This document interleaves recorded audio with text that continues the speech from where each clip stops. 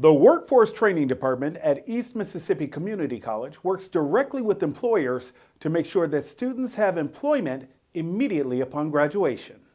It can be said that education focuses on the program, not the occupation. In tonight's Skill to Work, we learn how EMCC is working to switch the focus back to the occupation.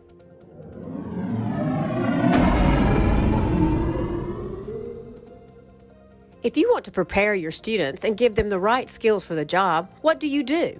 Well, as Courtney Taylor, the VP of Workforce and Economic Development at EMCC explains, you would train your students for the specific occupations that are in demand by employers who are severely short on talented workforce.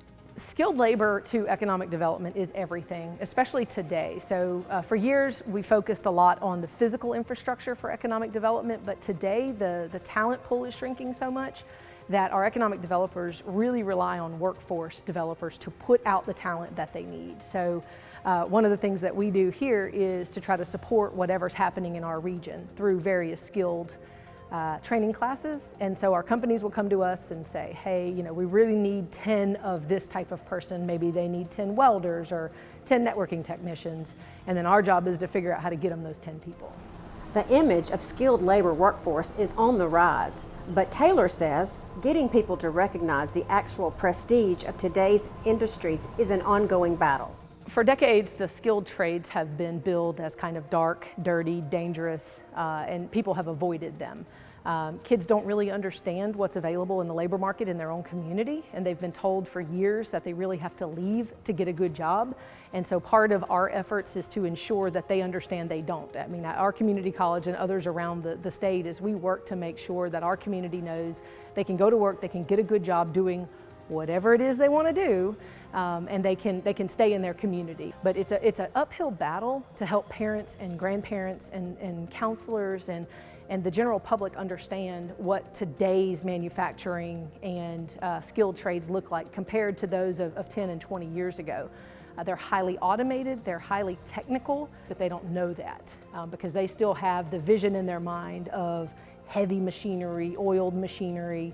And while that's still there, there's just plenty of other opportunities that aren't the same. They don't rely on that technology. Whether it's a 10-week welding certification course, a 2-year computer networking course, or something in between, students typically graduate with a job in hand and little to no debt. Skilled training programs, whether they are degree or non-degree, are very affordable.